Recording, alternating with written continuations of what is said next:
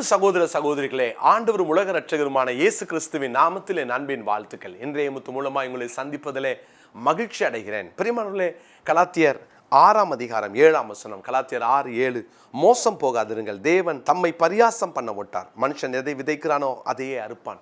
எதை விதைத்தாலும் நாம் அதை அறுப்போம். விதைப்பும் அறுப்பும் ஒரு நாள் மொழியாது. நம்ம நல்லதை விதைப்போம், ஆவிக்கென்று விதைப்போம், நித்திய ஜீவனை பெறுவோம். பூமியில நஷ்டப்பட்டாலும் பரவாயில்ல, மாம்சத்துக்கென்று விதைக்காம இருப்போம். நம்முடைய சுயநலத்தை தூக்கி போட்டுட்டு தேவன் பிரியப்படுவாரா என்று விதைப்போம். தேவன் நம்மிலே மகிமைப்படுவாராக. பிரியமானவர்களே, இன்னைக்கு இன்னொரு விதையை குறித்து நாம் தியானிக்க போகிறோம். நீதிமொழிகளின் புஸ்தகம் 22ஆம் அதிகாரம் 8ஆம் வசனம். நீதிமொழிகள் 22:8 வாசிக்கிறேன். அநியாயத்தை விதைக்கிறவன் வருத்தத்தை அறுப்பான், அவன் உக்கிரத்தின் மிலாறு ஒளியும். பாருங்க, அநியாயத்தை விதைக்கிறவன் வருத்தத்தை அறுப்பான். இன்னைக்கு அநியாயம் செய்கிறவர்கள், பிறருக்கு விதைக்கிற விதைகள். நம்ம எப்பவும் நம்ம மாம்சத்துக்கென்று விதைக்கக்கூடாது நேற்று சொன்னேன். அதே நேரத்தில் நம்ம எப்போதும் பிறருக்கு செய்கிற எந்த காரியத்திலும் அநியாயம் இருக்கவே கூடாது. நியாயமாக தான் இருக்கணும். அநியாயக்காரன் தேவனுடைய ராஜ்யத்தில் பிரவேசிப்பதே இல்லை. ஒரு நாளும் நம்முடைய வாழ்க்கையில் அநியாயம் செய்யவே கூடாது. அவர் நீதி உள்ளவர். ஆமென். அவர் நீதி உள்ள தேவன். அவருக்கு முன்னால் அநியாயம் நிற்கவே நிற்காது. அநியாயக்காரர்கள் அவங்க முன்னால் நிற்கவே முடியாது. கர்த்தருடைய பிள்ளைகள், நம்ம இதுவும் மாம்சத்துக்கென்று விதைத்தாலும் நான் சக மனிதர்களோடு நாம் எப்படி வாழ்கிறோம் அதை தான் இன்றைக்கி நான் உங்க கூட பேசுகிறேன். நான் நித்திய ஜீவனை இழப்பது ஒரு பக்கம், அதே நேரத்தில் இந்த பூமியிலேயே சில நேரம் நமக்கு அந்த விளைவை நாம் பார்ப்போம். பூமியிலேயே நித்திய வாழ்வை சிலர் இழப்பாங்க. ஏன்னா தப்பானதை விதைச்சு சில நேரம் பூமியிலேயே நாம் அதனுடைய விளைவை, அதனுடைய பலனை நாம் பார்ப்போம். அதனால தான் இங்கே வாசிக்கிறோம், அநியாயத்தை விதைக்கிறவன் வருத்தத்தை இழப்பான். இன்னைக்கு எவ்வளவு சம்பாதிச்சாலும் கையில் நிற்கலையா? எவ்வளவு சம்பாதிச்சாலும் உங்கள் வாழ்க்கையில் உங்களுக்கு ஒட்டலையா? பொத்தல் பையில போட்ட மாதிரி உங்களுடைய பணங்கள் செலவாகிறதா? பிரியமானவர்களே, கொஞ்சம் கவனித்து பார்ப்போம். நாம் நியாயத்தை விதைக்கிறோமா, அநியாயத்தை விதைக்கிறோமா? கவனமாக இருப்போம். நம்முடைய வேலைகளிலே, நம்முடைய தொழிலிலே, நம்முடைய கையின் பிரயாசங்களிலே நம்ம நியாயமாக நடந்து கொள்கிறோமா? ஒருவேளை அநியாயமாய் நடந்தால் கர்த்தருடைய பிள்ளைகள் அதனுடைய பலனை நம்ம பார்க்கணும். நான் ஒரு வசனத்தை உங்களுக்கு நான் காண்பிக்கிறேன். எபேசியருக்கு நிருபம் 6ஆம் அதிகாரத்தில் நமக்கு அதை கற்றுக் கொடுக்கிறார். எபேசியர் 6ஆம் அதிகாரம் 5ஆம் வசனம். வேலைக்காரரே, நீங்கள் கிறிஸ்துவுக்கு கீழ்ப்படுகிறது போல சரீரத்தின்படி உங்கள் எஜமான்களாய் இருக்கிறவர்களுக்கும் பயத்தோடும் நடுக்கத்தோடும் கபடற்ற மனதோடும் கீழ்ப்படியுங்கள். வேலைக்காரர்களுக்கு சொல்லுகிறார், எஜமானுக்கு முன்னால நியாயமா இருக்கணும். உங்க வேலையில நீங்க நியாயமா இருக்கணும். ஒரு நாளும் நீங்க வேலை செய்யற இடத்துல உங்க எஜமானுக்கு விரோதமா ஒரு நாளும் எதையும் யோசிக்காதீங்க, எதையுமே யோசிக்காதீங்க. ஒரு நாள் நம்முடைய அன்பு சகோதரர் மைக்கேல் ராஜானே சொல்லிட்டு இருந்த ஒரு காரியம் நான் என்னை ரொம்ப யோசிக்க வைத்தது. அவங்க கீழே வேலை பார்க்குறவங்க அந்த பிஸ்னஸை தான் எடுத்துக்கணும்னு சொல்லி அவங்கள பைபாஸ் பண்ணி, நான் வரேன், நான் வேலை செய்கிறேன், இனி கம்பெனியை தொடர்பு கொள்ளாதீங்க, என்ன தொடர்பு கொள்ளுங்க, அதை மாதிரி பண்ணி தனியாக அவங்க ஒரு பிஸ்னஸ் ஆரம்பிச்சு, சரி அப்படியாவது அவன் நல்லா இருக்கானா அப்படின்னா அண்ணன் மைக்கேல் என்ன சொன்னாங்க, ஒருத்தன் கூட நல்லா இல்லைண்ணே, ஒருத்தன் கூட சரி அப்படிதான் அவன் நல்லா இருந்து அவன் ஒவ்வொன்று வாழ்ந்தா பரவாயில்லையே, ஒருத்தன் கூட நல்லா இல்லை. யோசித்து பாருங்களேன். போட்டியில், பொறாமையில், நான் பாரு என் எஜமானம் விட நான் மிஞ்சிடுறேன் அப்படின்னு பண்ணி என்ன பிரயோஜனம்? நாளைக்கு என்ன நடக்கும்? அவன்கிட்ட வேலை பார்க்குறேன், அவனை ஏமாற்றிட்டு போயிடுவான். கர்த்தருடைய பிள்ளைகள் நம்ம ரொம்ப கவனமாக இருக்கணும். அநியாயத்தை விதைச்சி வருத்தத்தை அனுபவித்து என்ன பிரயோஜனம்? கேர்ஃபுல்லாக இருப்போம். எஜமானுக்கு முன்னால் கர்த்தர் நம்ம கொடுத்த வேலையில் உண்மையாக இருப்போம். கர்த்தர் கொடுத்த வேலை அது கர்த்தருடைய வேலை.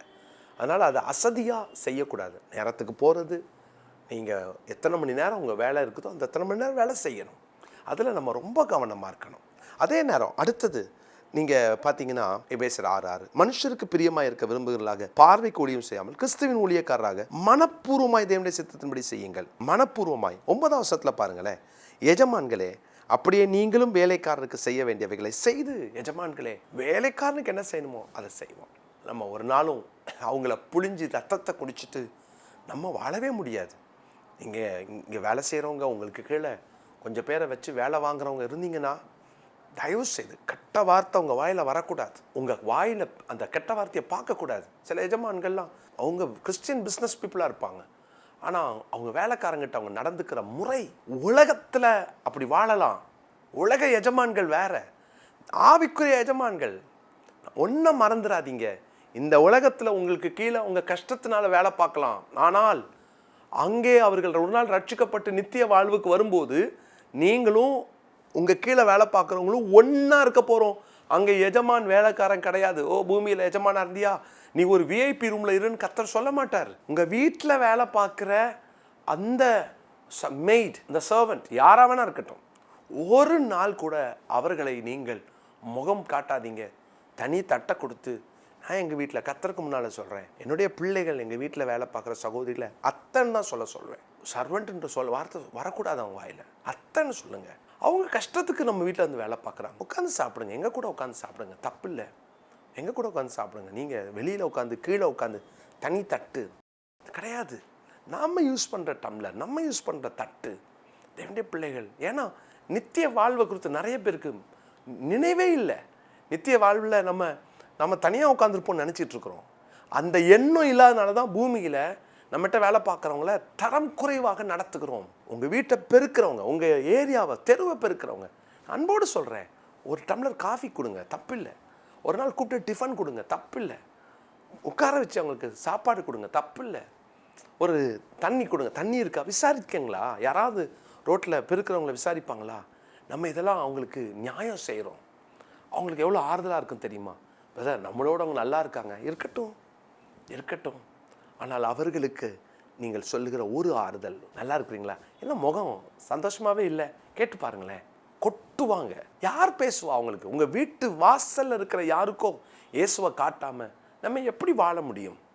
இன்றைக்கி என்னத்தை விதைக்கிறோம் யோசித்து பார்த்தீங்களா? இன்றைக்கி ஒரு வேளை அவங்க அப்படி இருக்கலாம், நாளைக்கு யாருடைய நிலைமை எப்படி மாறும் தெரியாது. நீங்கள் என்னைக்காவது யோசிச்சிருக்கீங்களா? எனக்கும் என் பிள்ளைகளுக்கும் நல்லா சேர்த்து வச்சுட்டேன், செட்டில் ஆகிட்டோம், ஒரு நைட்டில் காணாமல் போயிடும். கவனமாக இருப்போம். ஒரு நாளும் அநியாயத்தை தயவு செய்து விதைச்சிடாதீங்க. யாருக்கு விதைச்சிடாதீங்க. நியாயமாக இருப்போம். எல்லாருக்கும் முன்னாலேயும் அரசாங்கத்துக்கு நியாயமாக இருப்போம். நம்மளை சுற்றி இருக்கிறதுக்கு முன்பாக நியாயமாக இருப்போம். அவர் நியாயத்தை விரும்புகிற தேவன். ஒரு வசனத்தை வாசிக்கிறேன், ஏசாயா 10ஆம் அதிகாரத்தின் 2ஆம் வசனம். ஏசாயா 10:2 வாசிக்கிறேன். அநியாயமான தீர்ப்புகளை செய்கிறவர்களுக்கும் கொடுமையான கட்டளைகளை எழுதுகிறவர்களுக்கும் ஐயோ. ஆண்டவர் சொல்றார், ஐயோ அப்படின்னா அவங்களுக்கு ஆபத்து வரப்போகுதுன்னு அர்த்தம். தயவுசெய்து நியாயமாக நடப்போம். கர்த்தர் நம்மளை ஆசீர்வதிப்பார். அன்னைக்குரிய மனப்பாட வசனம் கலாத்தியர் 6ஆம் அதிகாரம் 7ஆம் 8ஆம் வசனம். கலாத்தியர் 6, 7, 8ஆம் வசனங்கள். ஜெபம் பண்ணலாமா? தப்புனே, எப்போவுமே நாங்கள் நியாயமாக நடக்கணும். நியாயமுள்ள தேவனை ஆராதிக்கிற நாங்கள் நியாயமாக தான் நடக்கணும். நாங்கள் எஜமான், எங்களுக்கு கீழே இருக்கிறவங்கெல்லாம் கீழானவர்கள் என்று நாங்கள் எந்த விதத்திலும் அவர்களை தரம் குறைவாக பார்த்துடக்கூடாது. ஆண்டவரே, பரலோகத்தில் ஜாதியும் இல்லை, அடிமையும் இல்லை. ஆண்டவரே, அங்கே எல்லாருமே சமம். அந்த உணர்வை ஆண்டவரே இந்த வார்த்தையை கேட்குற எல்லாருக்கும் தார். அப்படி நாங்கள் யாரையாவது ஆண்டவரே மிஸ்ட்ரீட் பண்ணியிருந்தா, அண்டர் எஸ்டிமேட் பண்ணியிருந்தா, அல்லது ஆண்டவரே நாங்கள் அப்படி யாரையாவது இல்ட்ரீட் பண்ணியிருந்தா, யாரையாவது அப்படி தவறாக தரம் குறைவாக நடத்தியிருந்தா, பார்த்துருந்தா, சிந்திச்சிருந்தா, நாங்கள் எல்லாரும் ஒரு நாள் நித்திய வாழ்வில் ஒன்றா இருக்க போகிறோம். அந்த உணர்வோடு ஓட எங்களுக்கு கிருபை தாங்க. தாழ்த்துகிறோம். தொடர்ந்து இந்த வார்த்தையை பார்க்குற நம்முடைய பிள்ளைகள் மாற வேண்டிய இடத்துல மாற்றிக்கொள்ள கிருபைத்தார். இயேசுவின் நாமத்தில் பிதாவே, ஆமென். எனக்கு பிரியமானவர்களே, கர்த்தருடைய நாமத்தில் உங்களை அன்போடு நான் வாழ்த்துகிறேன். ஜூலை மாதம் 5ஆம் தேதி முதற்கொண்டு ஜூலை 25ஆம் தேதி வரைக்கும், 4வது சனிக்கிழமை வரைக்கும் நம்முடைய வெற்றியின் ஊழியங்கள் மூலமாக 21 நாள் உபவாச ஜபத்தை நாம் ஒழுங்கு செய்திருக்கிறோம். இந்த 21 days ஃபாஸ்டிங் ப்ரேயரில் நீங்கள் எல்லாரும் கலந்து கொள்ள, குடும்பமாய் சபையாய் கலந்து கொள்ள உங்களை அன்போடு அழைக்கிறேன். இன்றைய நாளிலே நம்முடைய பல காரியங்கள், தேசத்திலே ஓடிக்கொண்டிருக்கிற காரியங்கள், நம்முடைய மாநிலத்திலே ஓடிக்கொண்டிருக்கிற காரியங்கள், இவைகளுக்காக அதிகமாக நாம் ஜெபிக்க போகிறோம். அதோடு கூட இந்த 21 நாள் உங்கள் பிரச்சனைகளையும் நீங்கள் அந்த ஜபத்திலே கொண்டு வர போகிறீர்கள். நாம் இணைந்து ஜெபம் பண்ண போகிறோம். ஒவ்வொரு நாளும் காலையில் 5:30 மணி முதல் 6:30 மணி வரைக்கும் நம்ம அதிகாலை ஜபத்திலையும் நம்ம ஜெபிக்க போகிறோம். அதோடு கூட மதியம் 1 மணி முதல் 2 மணி வரைக்கும் ஜூம் மூலமாக கூடி நாம் ஜெபிக்க போகிறோம். பிரியமானவர்களே, இந்த ஜபம் ரொம்ப முக்கியமானது. 21 days கண்டினியூஸாக நம்ம ஜபத்தில் தரித்திருக்க போகிறோம். ஒருவேளை கூடி ஜெபிக்கிற நேரங்கள் இந்த 2 டைம், ஆனால் நம்ம எல்லாரும் நிறைய காரியங்களுக்காக நாம் ஜெபிக்க போகிறோம். ஒருவருக்காக ஒருவர் நம்ம ஜெபிக்க போகிறோம். அந்த நாளில் குறைஞ்சபட்சம் ஒரு 3 மணி நேரம் 4 மணி நேரம் நம்ம ஒரு நாளைக்கு ஜெபத்தில் டைம் ஸ்பெண்ட் பண்ண போகிறோம். அன்போடு கூட உங்களை அழைக்கிறேன். இந்த மாதிரி நேரங்களில் நிறைய நீங்கள் பைபிள் படிக்க போகிறீங்க. நிறையா குறைஞ்சபட்சம் ஒரு 4 அதிகாரமாவது ஒரு நாளைக்கு நீங்கள் படிக்க பிரயாசப்படுங்க. ஒரு முழு புத்தகத்தை வாசித்து முடிக்க பிரயாசப்படுங்க. புதிய ஏற்பாடு அந்த 21 நாளில் வாசிக்கிறதுக்கு பிரயாசப்படுங்க. இப்படி நிறையா திட்டங்களை நான் உங்களுக்காக சொல்ல விரும்புகிறேன். அதோடு கூட தேவனுடைய பிள்ளைகளே, நீங்கள் ஃபாஸ்டிங் இருக்கிறவங்க, சில வயதானவர்கள் நாங்கள் மெடிசன் எடுக்கிறோமே ஃபாஸ்டிங் இருக்கலாமான்னு கேட்குறாங்க. மெடிசன் இருக்கிறவங்க தயவுசெய்து நீங்கள் ரெகுலராக மெடிசன் எடுக்கிறா இருந்தால் ஃபாஸ்டிங் அவாய்ட் பண்ணிடுங்க. ஜோம் பண்ணுங்க, தேவன் அறிவார். உங்கள் சரீர பலவீனத்தை கர்த்தர் அறிவார். அதே நேரம் நான் மெடிசன் எடுக்கலைனாலும் பரவாயில்ல, எங்கள் டாக்டர்கிட்ட சொல்லியிருக்கிறோம், டாக்டர் எங்களுக்கு அட்வைஸ் பண்ணியிருக்கிறாரு, ஃபாஸ்டிங் எடுக்கலான்னு சொல்லியிருக்கிறாங்க அப்படின்றவங்க ஒருவேளை நீங்கள் காலையில் மாத்திரம் நீங்கள் சாப்பாட்டை ஸ்கிப் பண்ணிவிட்டு நீங்கள் ஃபாஸ்டிங் இருக்கலாம். இல்லைன்னா 2 வேளை காலையிலையும் மதியமும் நாங்கள் ஃபாஸ்டிங் இருக்க போகிறேன் அப்படின்னு சொல்கிறீங்களா, ரொம்ப சந்தோஷம். அப்படியும் நீங்கள் ஃபாஸ்டிங் இருக்கலாம். ஒவ்வொரு நாளும் ஒவ்வொரு தலைப்பை சொல்லி நான் ஜபிக்க போகிறோம். அந்த தலைப்பின் கீழே தான் நம்ம நிறைய ஜப குறிப்புகளை நான் உங்களோடு கூட பகிர்ந்து கொள்ள போகிறேன்.